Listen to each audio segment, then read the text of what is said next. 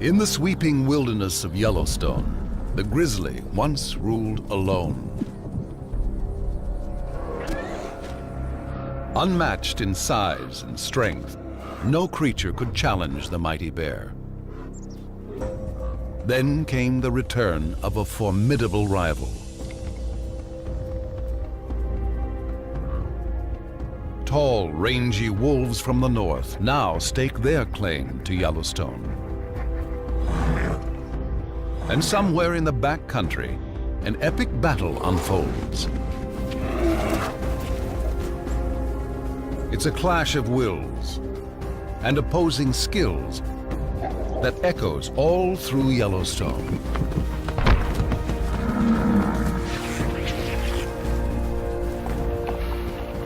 In the cauldron of this wilderness, the grizzly has the most to lose.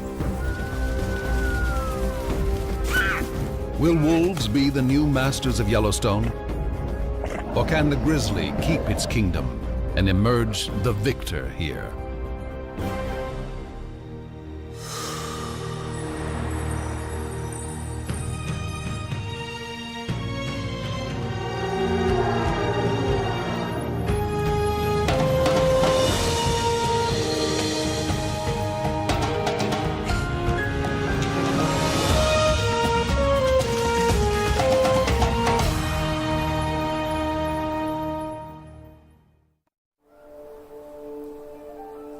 It's spring in the northwest corner of Wyoming. The year is about to begin for the grizzlies of Yellowstone.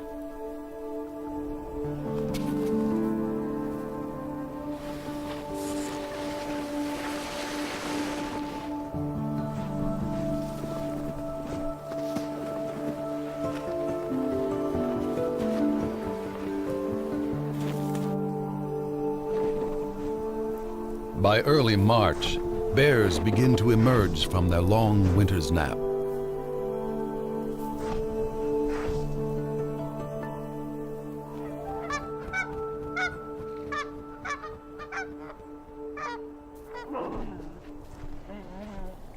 They may not have eaten a thing for 4 or 5 months, and with snow still deep, a female and 3 cubs search for a winter kill.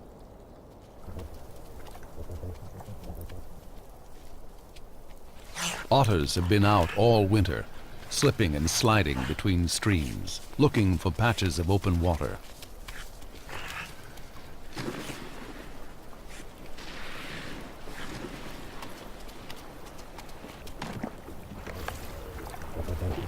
They are kept under close watch by a coyote. He's on a constant search for food. This is a world of predators, scavengers, and opportunists.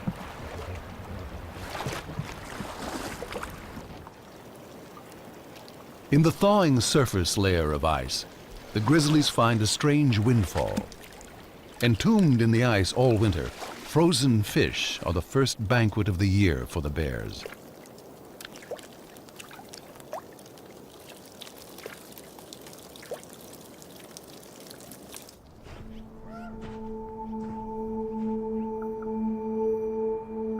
While the bears search for another easy meal, the wolves of the Hayden pack gather to feast on the rewards of their own hard work.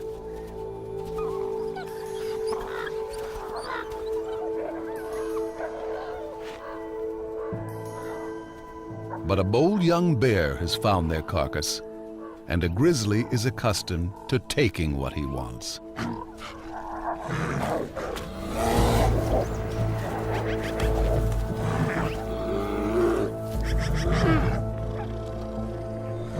The Hayden wolves size up the situation.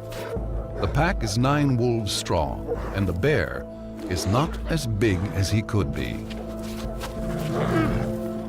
He's tried to bury the carcass and defends it from the center of his earthworks.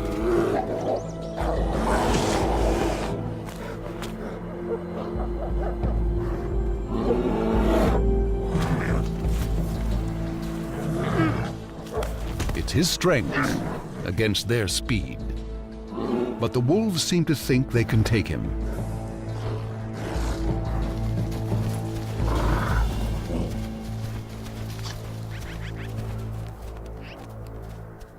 The Haydens prove to be more than the young bear can handle.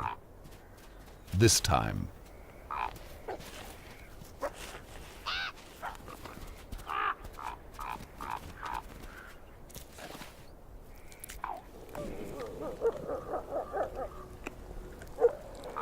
Bears or wolves, it makes no difference to the ravens. They always make their point, but manage to stay above the competition.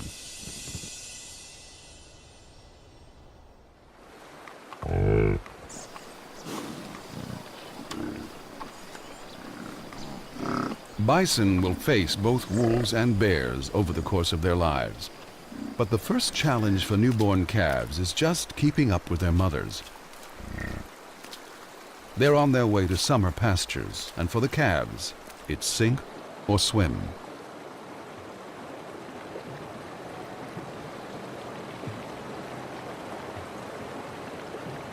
Instinctively, the calves seek shelter next to their mothers. But the waters are cold and fast. Too fast for the tiny calves. One has been swept into a logjam and is in real trouble.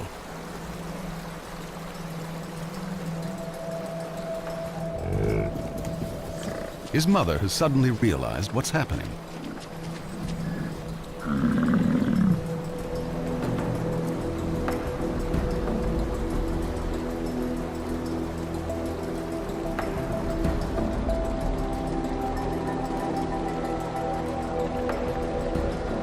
The calf breaks free, but is not out of danger. Calves often lose their mothers during river crossings, and without her, he can't survive.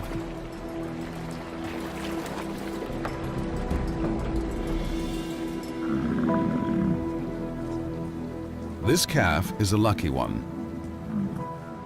He's safe, though utterly exhausted.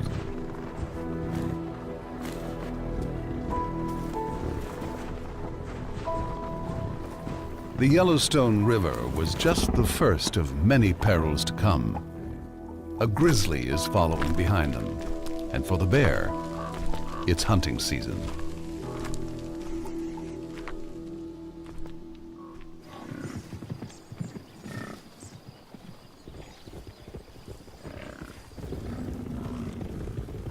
Yellowstone's 3,500 bison are the largest free-ranging bison herd in the world. As they gather on the greening meadows of Hayden Valley, the old frontier looks very much alive. It's a scene one old grizzly has witnessed many times. This rugged veteran has roamed Yellowstone for almost 20 years, long before wolves were brought back to the park. He is bear number 211, known to bear watchers as Scarface. In his youth, he hunted bison in this great valley. Now he leaves such high-risk work to a younger generation.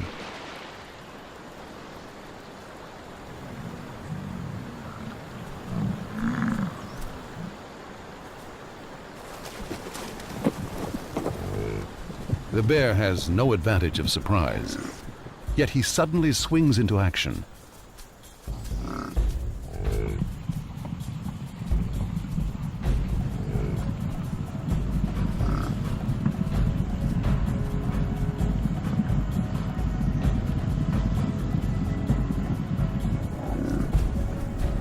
The chase is just youthful exuberance. There's not much hope of success.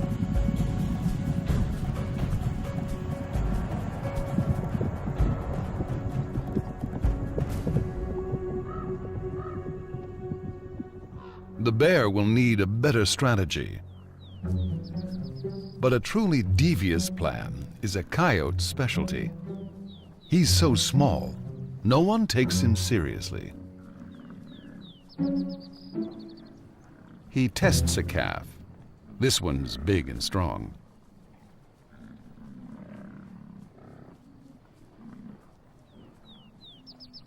Then he finds a smaller one.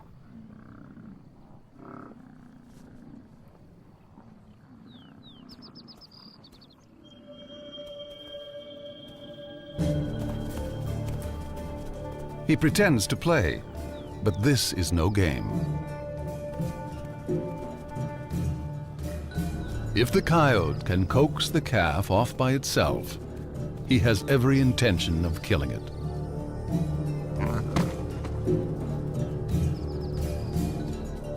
One bite could cripple the calf.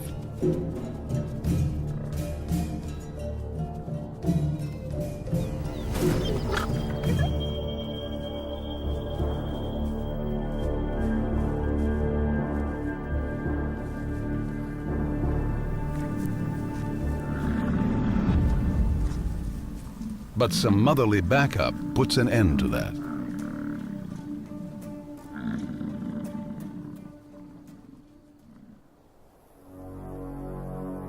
Another grizzly is on the calving grounds, and this one has perfected his craft.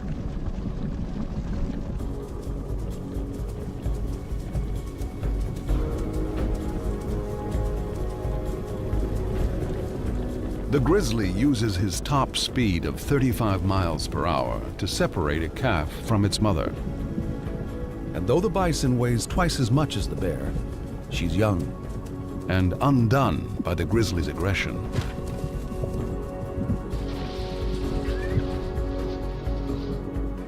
She hesitates, and her calf is lost.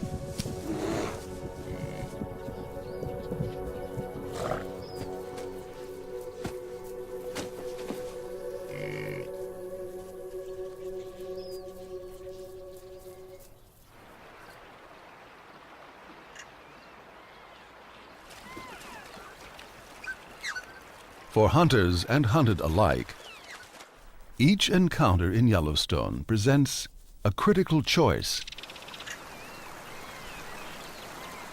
What is brave one moment is foolish the next. To fight or to flee, all of life hangs on the decision.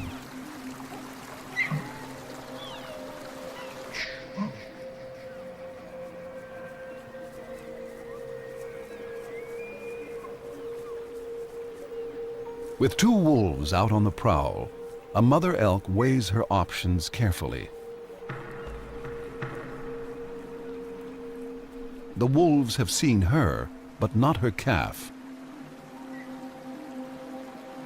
It's too young to outrun the wolves. Its only defense is to hide and keep completely still.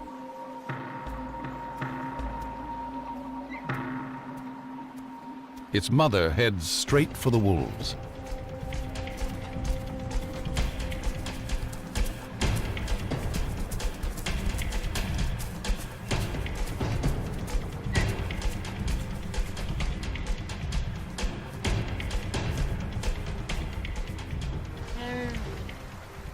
Her purpose is to distract them, to keep their attention entirely on her.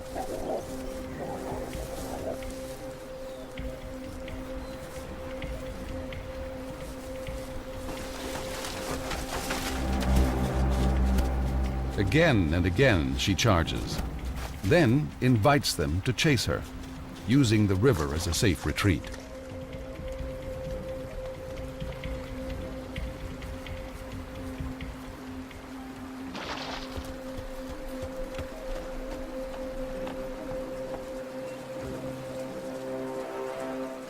She can play this game against two wolves.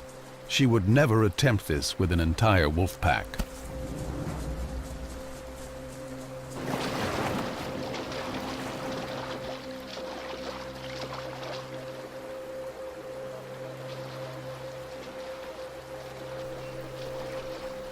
Frustrated, the wolves give up.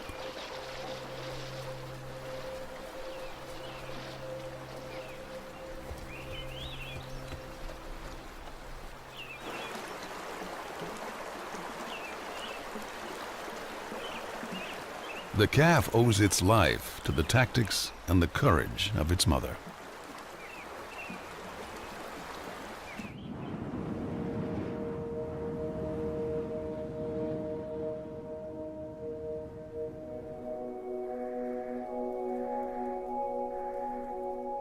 Motherhood, even for a grizzly bear, is a test of character. It's June, and a spring snow squall has kicked up. But the bear and her cub are confronting more than the weather.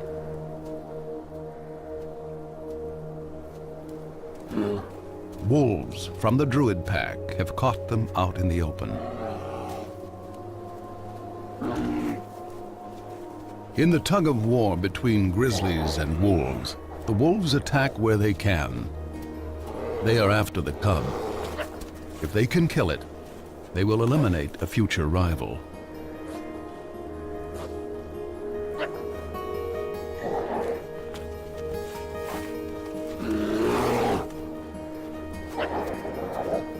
She's not a big bear, but she stands her ground. The wolves won't risk an injury.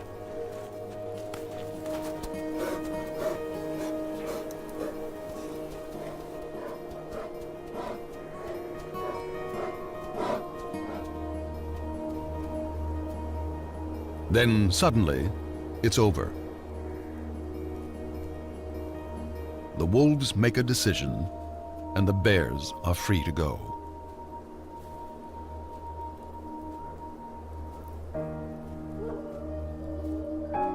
As the two dominant predators in Yellowstone, grizzlies and wolves make life hard for each other.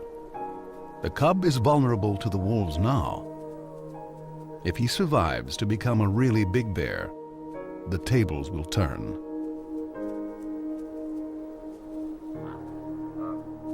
But he will be a cub for a long time yet, and growing up is a full-time job.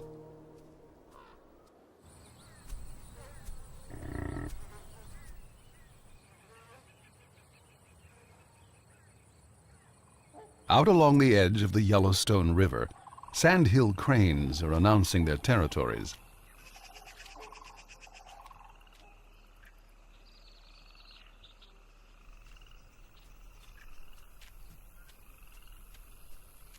Now it's the bear's turn to cause trouble.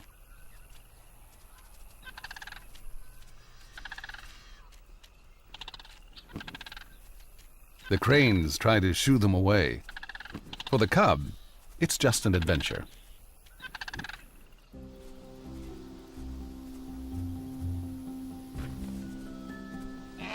Things are even more interesting with a brother or sister.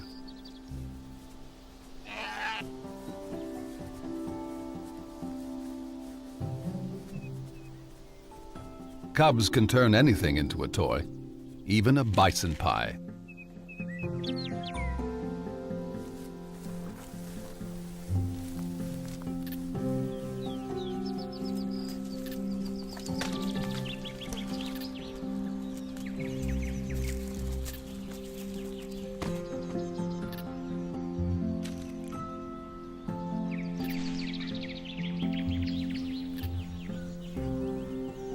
Every game lets them discover what they can do, and their mother is always there to supervise.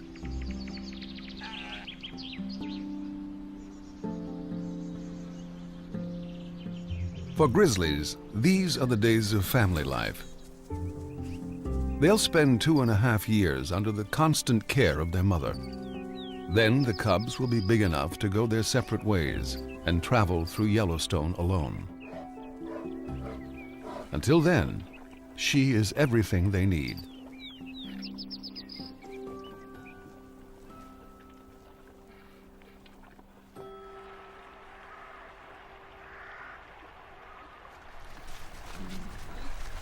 A wolf's lifestyle couldn't be more different.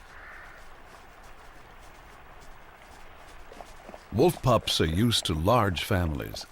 There are 5 pups in the average litter. At 1 month old, they begin to venture away from the den.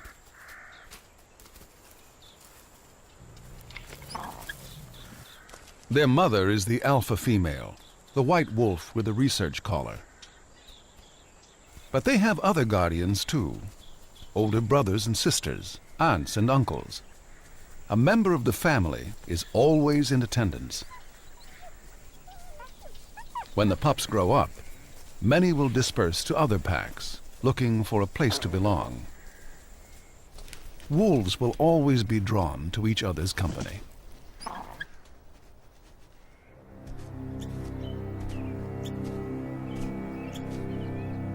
A grizzly ambles along a trail on his solitary way above the den. It's old Scarface. He probably means the pups no harm, but he's come way too close for the wolves' comfort. The adults treat him as a serious threat.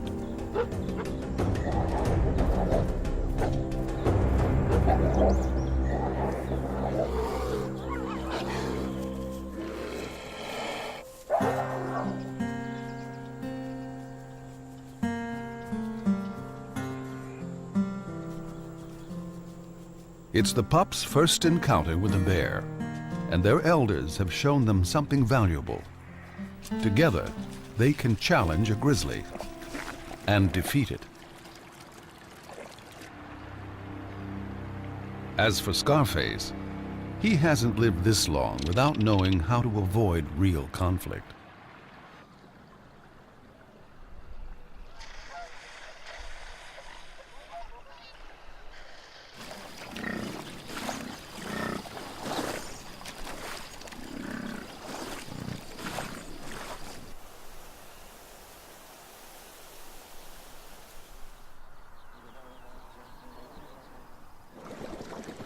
By the end of June, the high country is bright with color.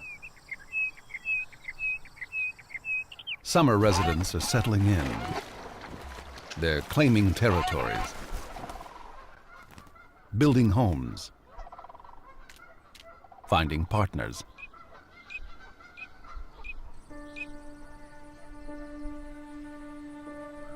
Even grizzlies get caught up in the social scene. It's the mating season. A courting couple could be mistaken for youngsters playing, but for grizzlies, this is romance.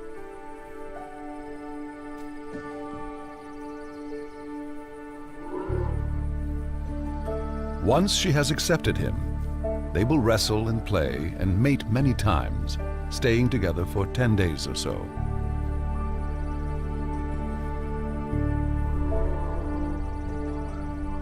But their devotion will be fleeting. Enduring bonds are not in their nature. Yet, while it lasts, they share a moment of tenderness grizzlies seldom display.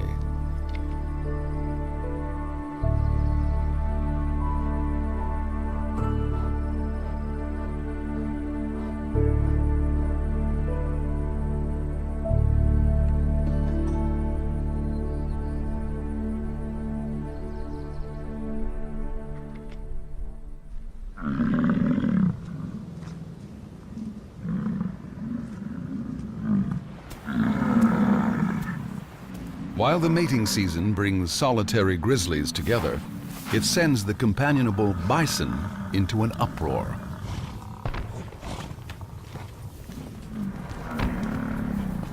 Bulls are built for the battles of the rut. They wield their massive heads as both weapon and defense.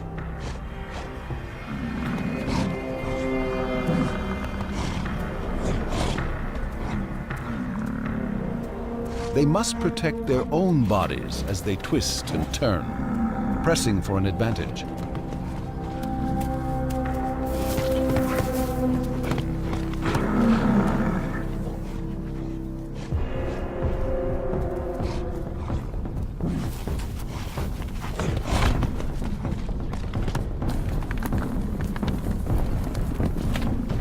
They are one-ton warriors, and each breeding season, more than a few are fatally wounded.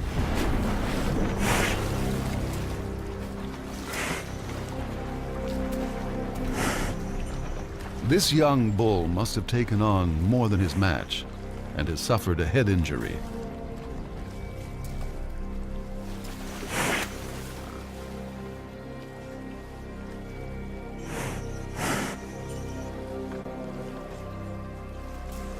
Round and round he turns, unable to find his way forward.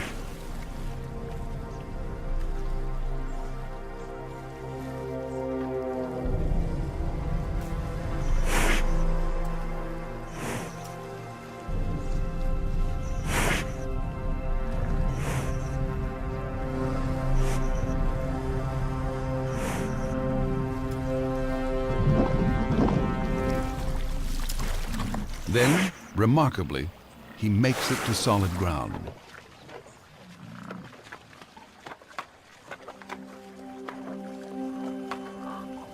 Bison are as tough as they come. Days later, the injured bull staggers on, alone, but still alive.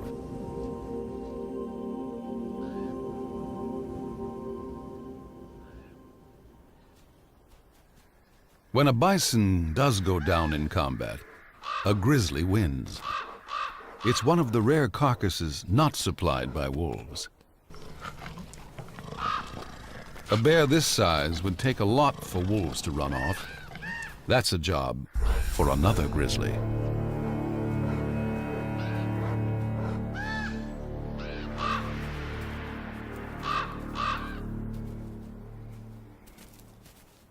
Several big males may wander in overlapping ranges, and they are certain to have crossed paths before.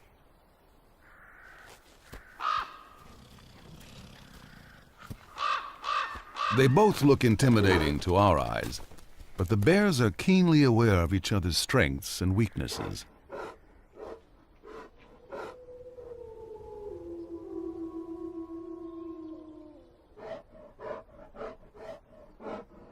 The Hayden wolves have found the carcass and call for reinforcements. They need to rally the entire pack to challenge such a bear.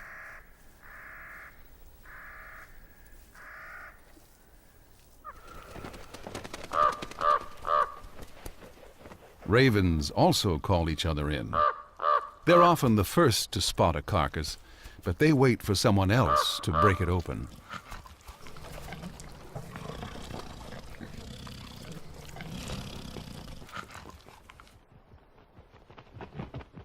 The wolf's calls are going unanswered.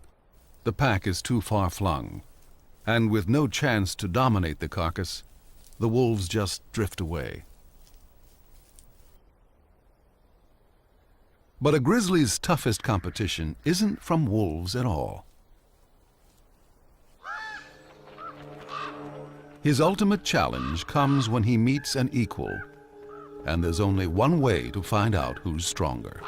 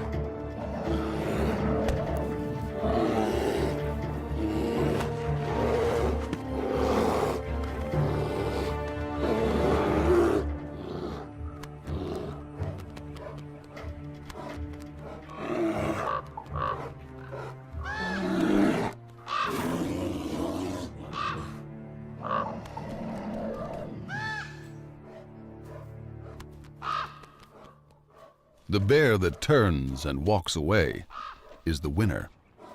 Showing his back is a sign of supreme confidence. Perhaps these two will meet again and there will be a rematch. Maybe it's been settled between them for good.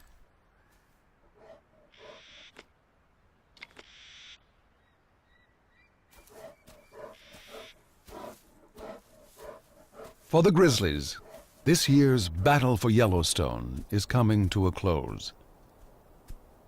It's beginning to snow. One by one, the bears retreat to their dens.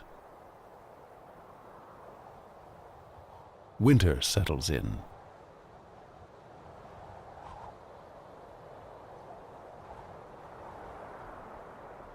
Snow brings elk down from the high country to wintering grounds in the valleys. And wherever the elk go, the wolves follow. Winter is the season when wolves are riding high.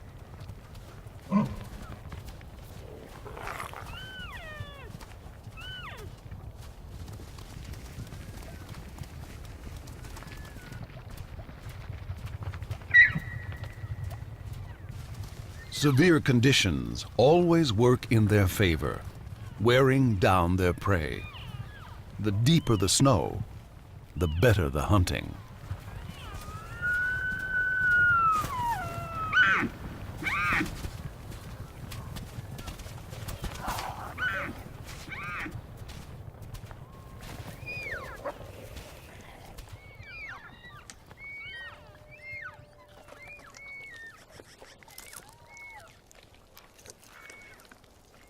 No bears will contest the carcass, but many other scavengers gather at the feast.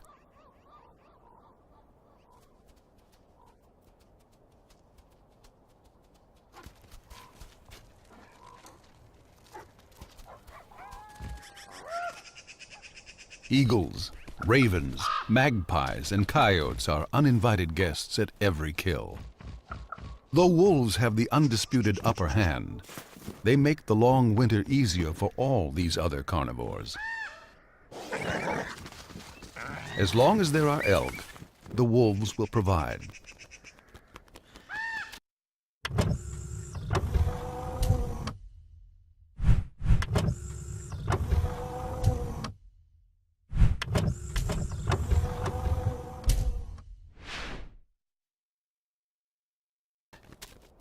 But all these hungry scavengers steal so much meat that they may be one reason why the wolves form packs, to protect their own share of the kill.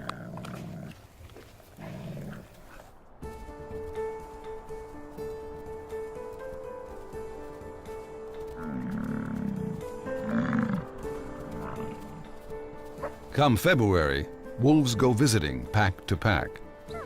Now is their season for courting and mating. If a stranger comes calling, yearling females and pups come out to greet him.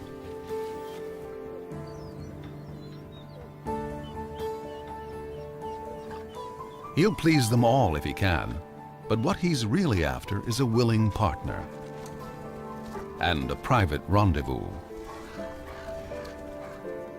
Yet even the most intimate moment often requires the pack's approval.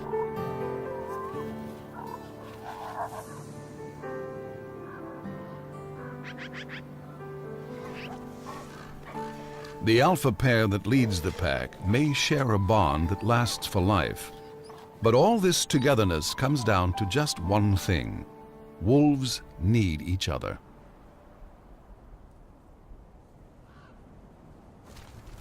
Wolves are accustomed to working year-round and feeding many mouths, but come the end of winter, it can take the abilities of a bear to get the job done.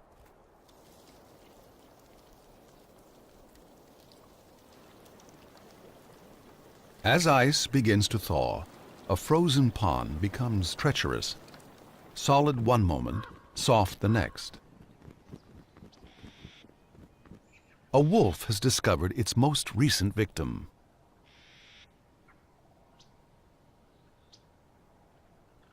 The wolves weigh about 100 pounds and cannot trust the ice to hold them. They can see the carcass and would take the handout, but it just isn't worth the risk. As the pond continues to freeze and thaw, coyotes venture onto the ice. At 30 pounds, they are light enough to cross it, but not strong enough to move the carcass.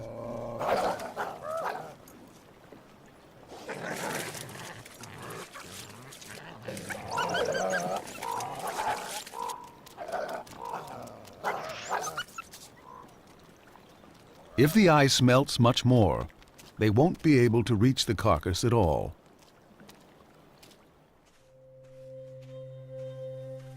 For once, a grizzly, fresh from his den, arrives as something of a hero.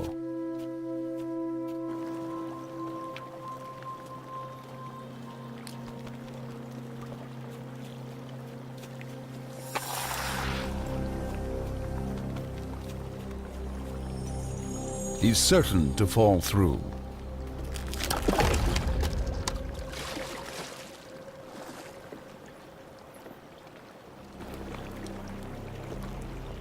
But his massive strength will come to the rescue.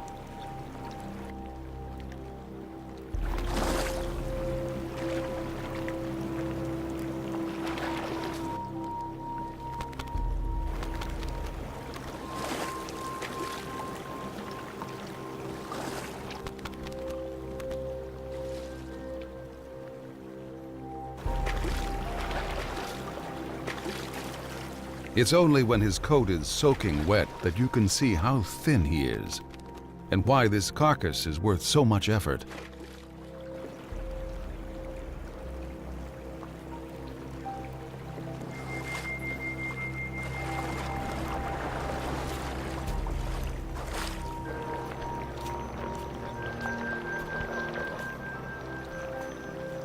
As the bear reaches shore with the prize, even the ravens can appreciate his labors. And there'll be bones for the coyotes after all.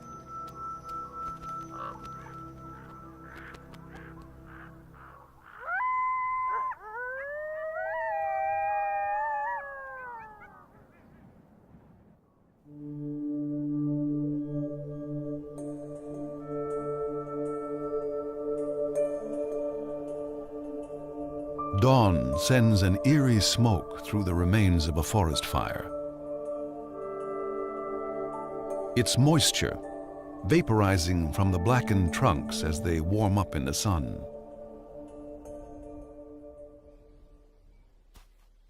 Though the fire killed the trees, a wild garden springs up at their charred feet, rich with minerals from the ash. Grizzlies seek out this fresh, nutritious salad.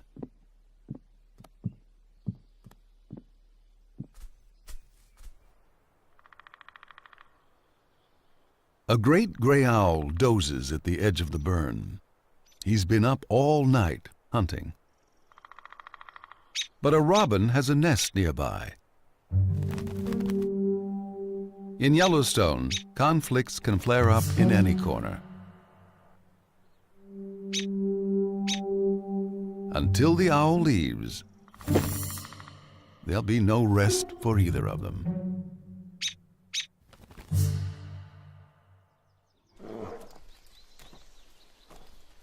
A grizzly has come to the recovering burn to feast on daisies, asters, fireweed, and cow parsnip, teaching her yearling cub that this is a good place to forage.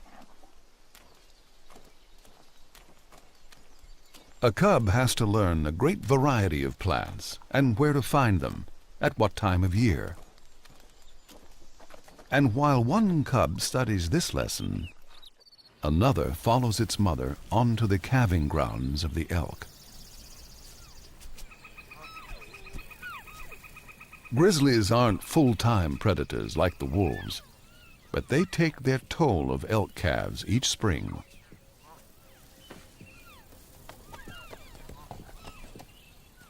The bear moves through the grass with a purpose. She relies on her nose, testing the air and searching the ground for the scent of elk. It's all her tiny cub can do to keep up.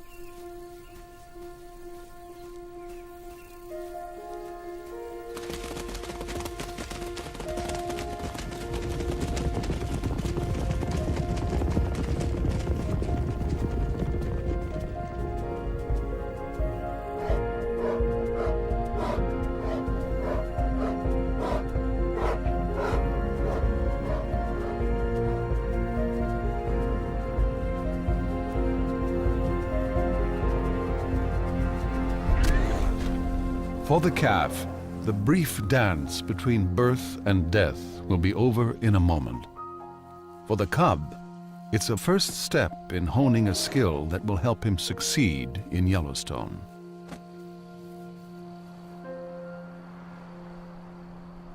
Yet bears have many ways to make a living.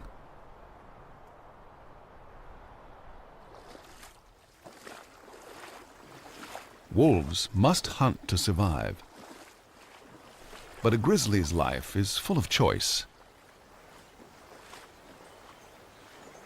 Old Scarface may no longer be able to chase down elk, but he has managed to catch a fish.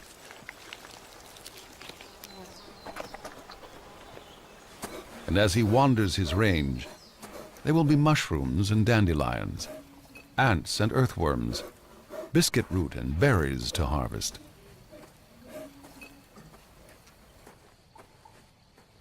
The grizzly needs a kingdom vast and varied and complex. He needs all of Yellowstone.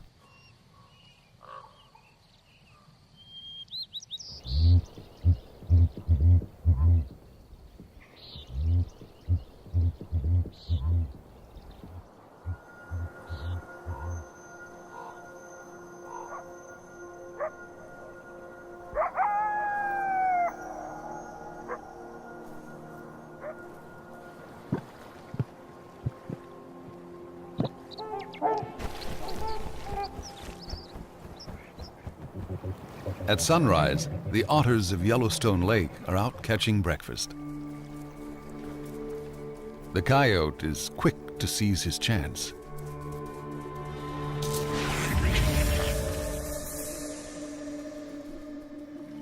Everyone has to make the most of their talents.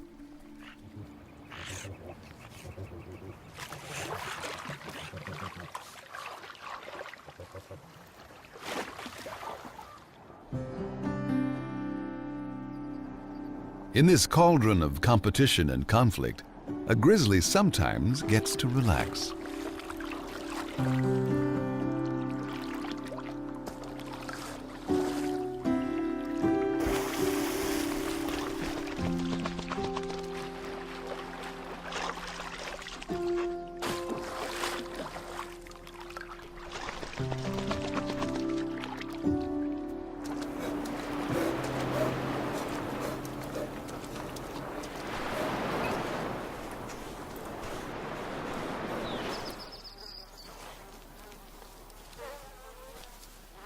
He retrieves a mule deer he has stashed in the grass by the lake, and for once, he has a carcass to himself. Well, almost.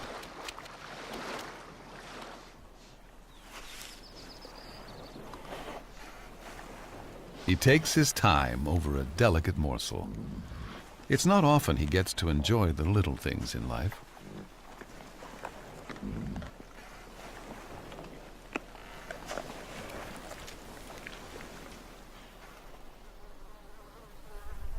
After lunch, a nap.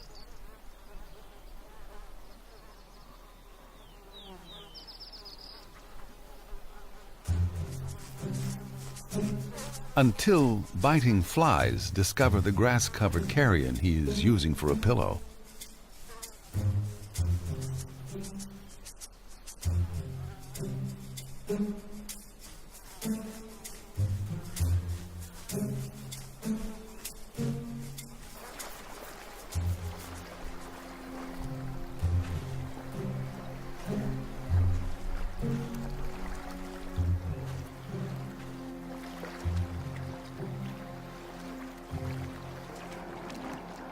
He retreats to the cool waters for some sweet relief.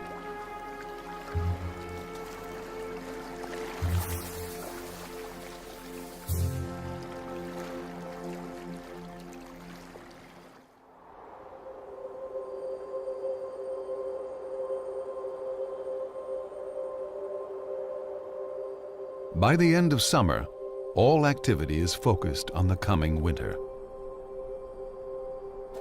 Grizzlies head up high for the most important harvest of the year.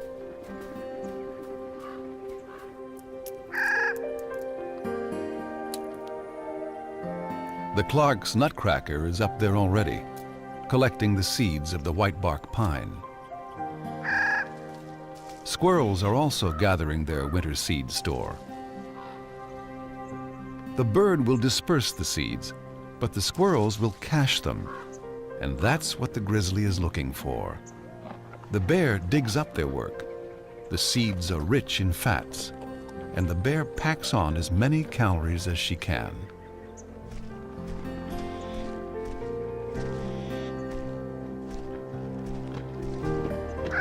These seeds are crucial to grizzlies, but the cones don't fall to the ground. Grizzlies often rely on someone else to climb up and harvest them. Black bears can make it almost to the top.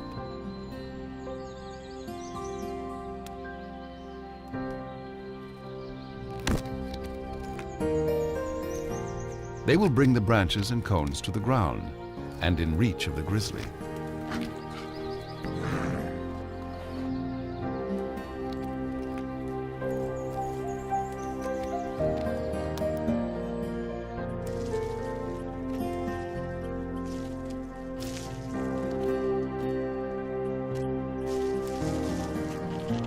The mighty bear may be dominant among these many creatures, but she is also dependent on all their efforts.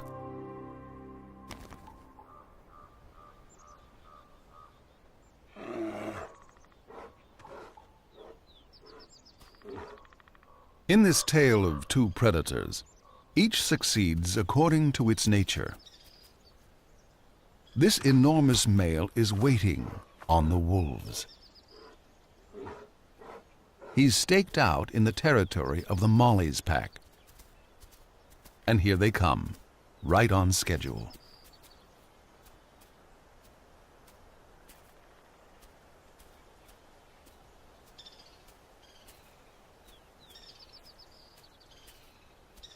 Instead of starting some kind of fight, the grizzly tags along with the pack.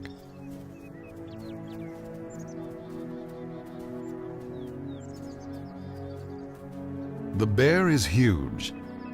He looks to be well over 600 pounds, and the wolves seem resigned to his presence.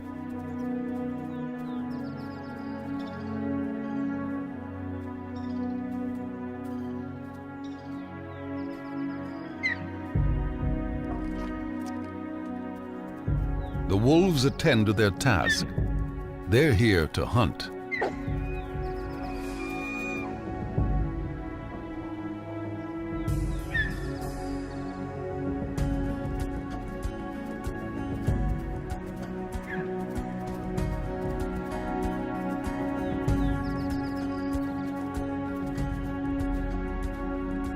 The bear lets them go. He's in no hurry.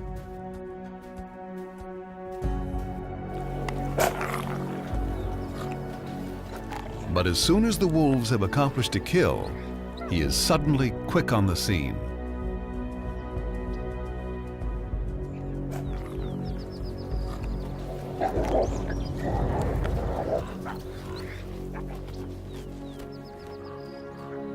This is the way of things in Yellowstone.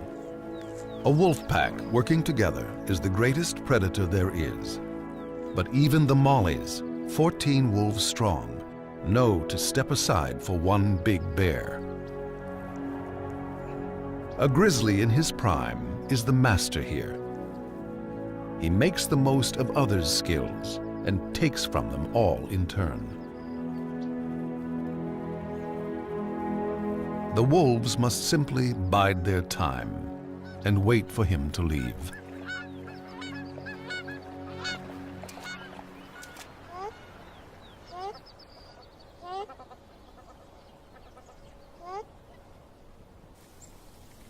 Old Scarface is past challenging a wolf pack. He's up in the white bark pine forest, where it's already starting to snow.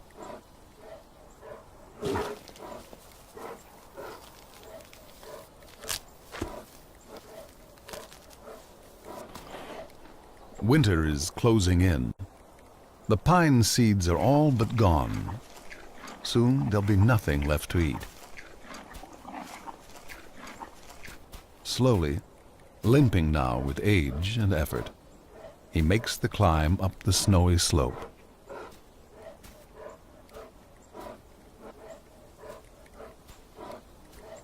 His den and a long winter's rest are waiting.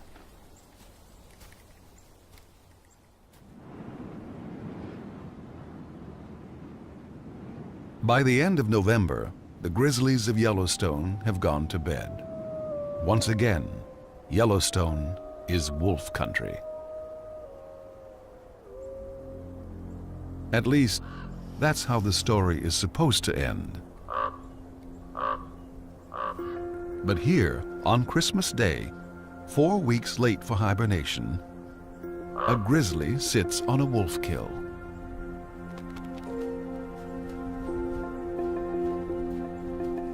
Is this the start of something new?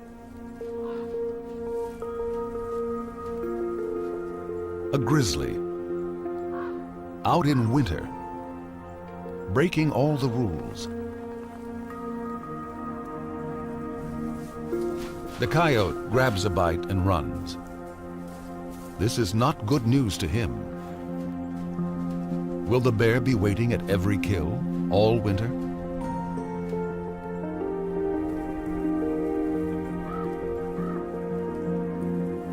The bear is wide awake and appears to enjoy being out past his bedtime. After all, it's Christmas, and he's discovered a satisfying secret. Although it's winter, he may not have to hide from hunger. Wolves are hunting for him.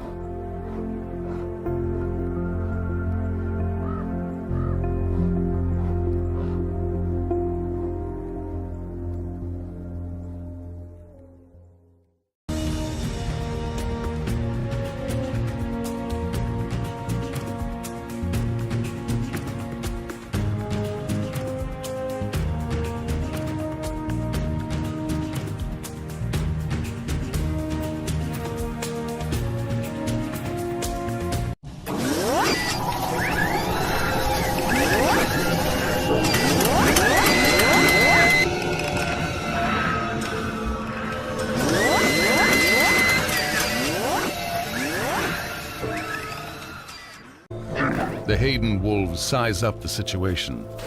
The pack is 9 wolves strong, and the bear is not as big as he could be.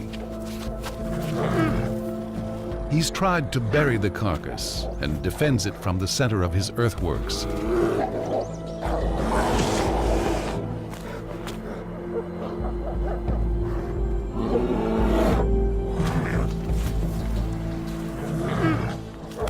It's his strength against their speed.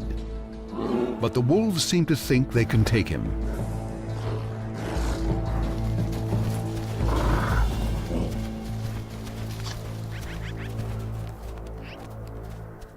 The Haydens prove to be more than the young bear can handle. This time.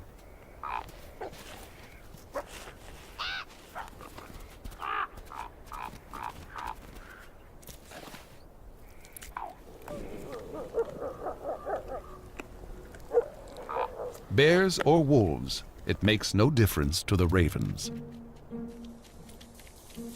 They always make their point, but manage to stay above the competition.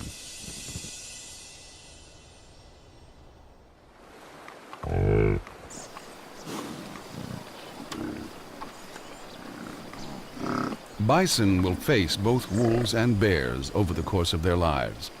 But the first challenge for newborn calves is just keeping up with their mothers. They're on their way to summer pastures, and for the calves, it's sink or swim.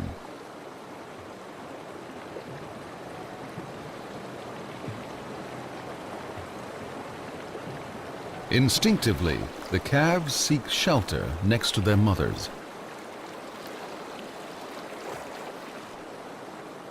But the waters are cold and fast. Too fast for the tiny calves.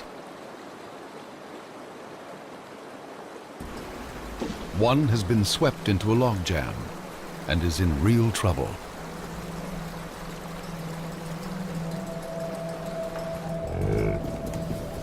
His mother has suddenly realized what's happening.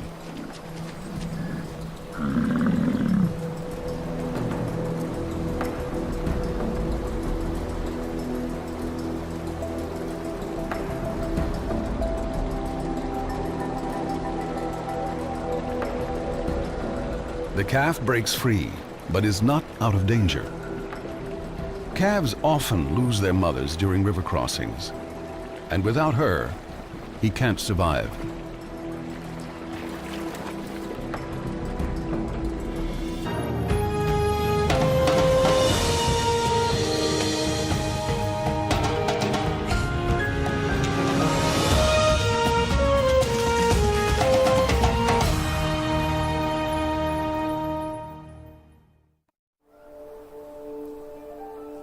It's spring in the northwest corner of Wyoming. The year is about to begin for the grizzlies of Yellowstone.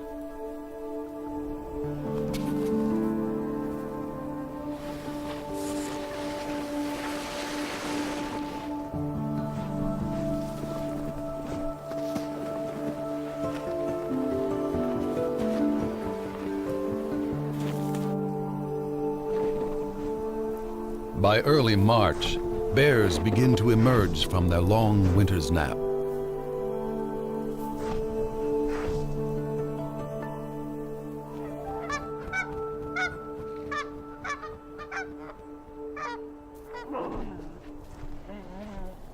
They may not have eaten a thing for 4 or 5 months, and with snow still deep, a female and 3 cubs search for a winter kill.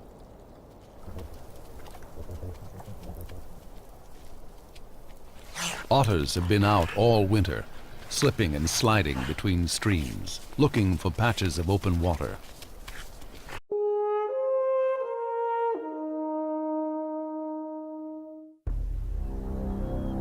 In the sweeping wilderness of Yellowstone, the grizzly once ruled alone.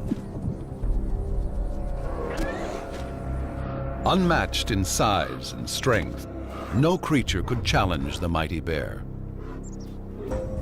Then came the return of a formidable rival. Tall, rangy wolves from the north now stake their claim to Yellowstone. And somewhere in the backcountry, an epic battle unfolds. It's a clash of wills and opposing skills that echoes all through Yellowstone.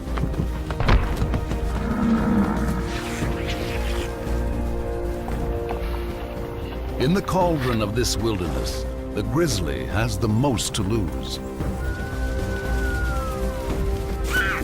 Will wolves be the new masters of Yellowstone? Or can the grizzly keep its kingdom and emerge the victor here?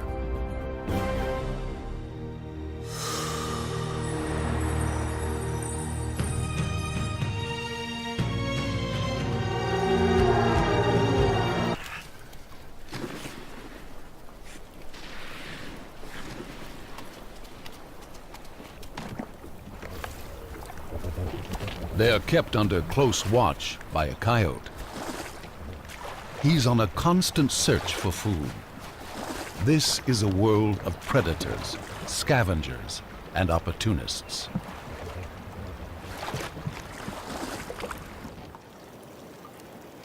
In the thawing surface layer of ice, the grizzlies find a strange windfall. Entombed in the ice all winter, frozen fish are the first banquet of the year for the bears.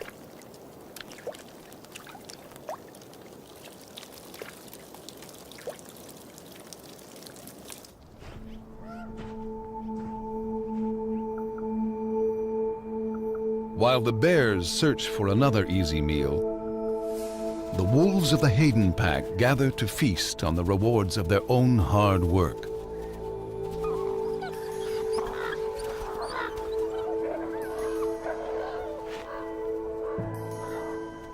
But a bold young bear has found their carcass, and a grizzly is accustomed to taking what he wants.